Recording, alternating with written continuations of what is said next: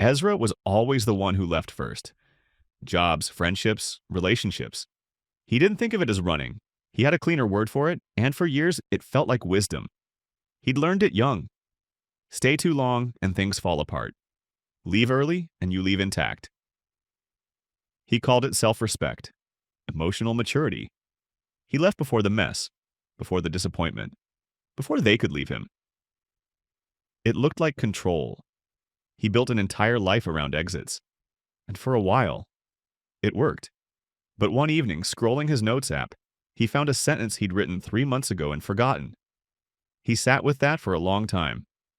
In 1993, psychologist Daniel Kahneman ran a study. Participants submerged their hands in painfully cold water, twice. The first trial ended at maximum pain. The second was longer, but the water warmed slightly at the end. When asked which they'd repeat, most chose the second trial, the one with more total pain. Because it ended better, that's the peak end rule. Your brain doesn't record experience like a camera. It doesn't average. It samples the most intense moment and the last moment. And it calls that the memory. Ezra hadn't been protecting himself from bad experiences. He'd been creating them.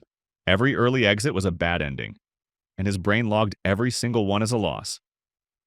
Repeat that enough, and your entire life starts to feel like a collection of things that didn't last. Not because they weren't real, because you never let them finish.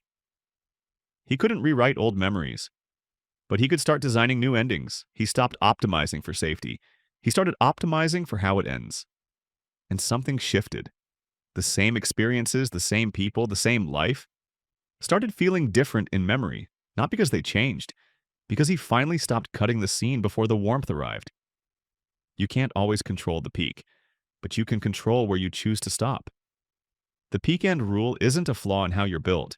It's the most honest thing your mind does. It tells you how something felt in its final breath. The question isn't whether your brain keeps score. It always does.